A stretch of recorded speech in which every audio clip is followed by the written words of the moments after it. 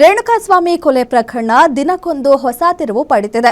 Court ಕಲಾಪದಲ್ಲಿ ಇಂದು ಮತ್ತೊಂದು big update ಹೊರಬಿದ್ದಿದೆ.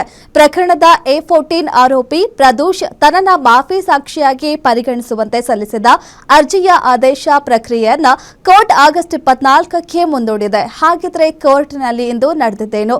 ಪ್ರದೋಷ್ ಅಪ್ರೂವರ್ ಆದರೆ ದರ್ಶನ್ ಅಂಡ್ ಗ್ಯಾಂಗ್ಗೆ ಉರುಳು ಬಿಗಿಯಾಗುತ್ತಾ? ಈ ಕುರಿತ ಕಂಪ್ಲೀಟ್ ರಿಪೋರ್ಟ್ ಇಲ್ಲಿದೆ. ಮಾಫಿ ಸಾಕ್ಷಿ ಹೇಳಿಕೆಗೆ ಆಗಸ್ಟ್ 24ರ ಮುಹೂರ್ತ ಫಿಕ್ಸ್. ಜೈಲಿನಲ್ಲಿ ದರ್ಶನ್ಗೆ ನಿಂತ್ರು ಕುಂತ್ರು ಪ್ರದೋಷ್ ಟೆನ್ಷನ್.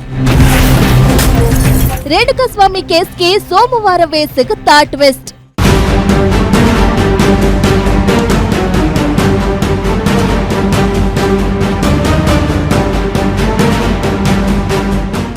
ರಾಜ್ಯದಲ್ಲಿ ತೀವ್ರ ಕುತೂಹಲ ಕೆರಳಿಸಿರೋ ರೇಣುಕಾಸ್ವಾಮಿ ಕೊಲೆ ಪ್ರಕರಣದ ವಿಚಾರಣೆ ಈಗ ಅತ್ಯಂತ ನಿರ್ಣಾಯಕ ಹಂತ ತಲುಪಿದೆ. ಈ ಕೊಲೆ ಕೇಸ್ನಲ್ಲಿ A14 ಆರೋಪಿಯಾಗಿರೋ ಪ್ರದೋಷ್ ತನಗೆ ಮಾಫಿ ಸಾಕ್ಷಿ ಅರ್ಹತೆ ನೀಡುವಂತೆ ಕೋರ್ಟ್ಗೆ ಅರ್ಜಿ ಸಲ್ಲಿಸಿದ್ದ. ಸುಮಾರು 11 ಪುಟಗಳ ಈ ಸುದೀರ್ಘ ಅರ್ಜಿಯಲ್ಲಿ ಘಟನೆಯ ರಾತ್ರಿ ನಡೆದ ಪ್ರತಿಯೊಂದು ವಿಚಾರ, ಇತರೆ ಆರೋಪಿಗಳ ಭೀಕರ ಪಾತ್ರ ಹಾಗೂ ಕೃತ್ಯದಲ್ಲಿ ತನ್ನ ಪಾತ್ರ ಎಷ್ಟಿತ್ತು ಎಂಬುದನ್ನ ಎಳೆಯಾಗಿ ಉಲ್ಲೇಖಿಸಿದ್ದ.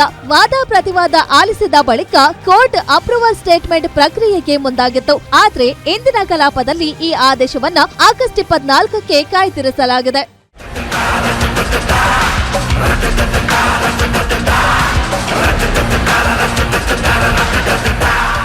ಪ್ರದೋಷ್ನನ್ನ ಮಾಫಿ ಸಾಕ್ಷಿಯಾಗಿ ಪರಿಗಣಿಸುವ ಮುನ್ನ ನ್ಯಾಯಾಧೀಶರು ಆತನ ಹಿನ್ನೆಲೆಯನ್ನ ಸಂಪೂರ್ಣವಾಗಿ ಪರಿಶೀಲಿಸುತ್ತಿದ್ದಾರೆ. ಈ ಪ್ರಕರಣವನ್ನ ಹೊರತುಪಡಿಸಿ ಪ್ರದೋಷ್ ವಿರುದ್ಧ ಬೇರೆ ಯಾವುದೇ ಕ್ರಿಮಿನಲ್ ಹಿನ್ನೆಲೆ ಅಥವಾ ಅಪರಾಧ ಪ್ರಕರಣಗಳಿಲ್ಲ ಎಂದು ಕಾಮಾಕ್ಷಿಪಾಳ್ಯ ಪೊಲೀಸರು ಎಸಿಪಿ ಮೂಲಕ ಕೋರ್ಟಿಗೆ ವರದಿ ಸಲ್ಲಿಸಿದ್ದಾರೆ.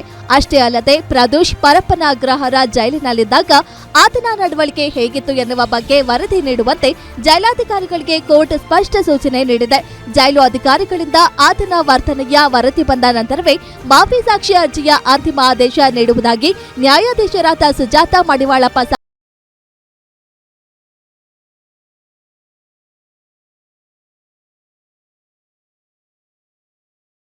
ಎಲ್ಲರ ಕಣ್ಣು ಪ್ರದೋಷ್ ಸಲ್ಲಿಸಿರುವ ಮಾಫಿ ಸಾಕ್ಷಿ ಅರ್ಜಿಯ ಮೇಲಿದೆ.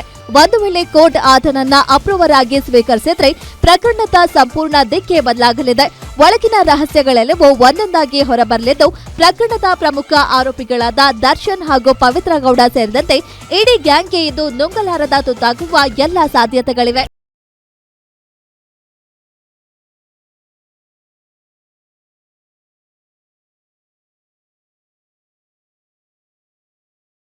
ಪಾತ್ರದ ಜೊತೆಗೆ ಇತರೆ ಪ್ರಭಾವಿಗಳ ಪಾತ್ರದ ಬಗ್ಗೆಯೂ ಪ್ರದೋಷ್ ಬಾಯ್ಬಿಡಲು ರೆಡಿಯಾಗಿದ್ದು, ಅಪ್ರೂವಲ್ ಸ್ಟೇಟ್ಮೆಂಟ್ ಹೊರಬಿದ್ದರೆ ಯಾರಿಗೆಲ್ಲ ಕಂಟಕ ಕಾಯ್ತಿದೆ ಎಂಬ ಭೀತಿ ಆರೋಪಿಗಳಿಗೆ ಶುರುವಾಗಿದೆ. ಸದ್ಯಕ್ಕೆ ಜೈಲಾಧಿಕಾರಿಗಳ ವರದಿ ಹಾಗೂ ಆಗಸ್ಟ್ 24ರ ಕೋರ್ಟ್ ಆದೇಶದ ಮೇಲೆ ದರ್ಶನ್ ಅಂಡ್ ಟೀಮ್ನ ಭವಿಷ್ಯ ನಿಂತಿದೆ. SK Manjunath, crime bureau, guarantee news.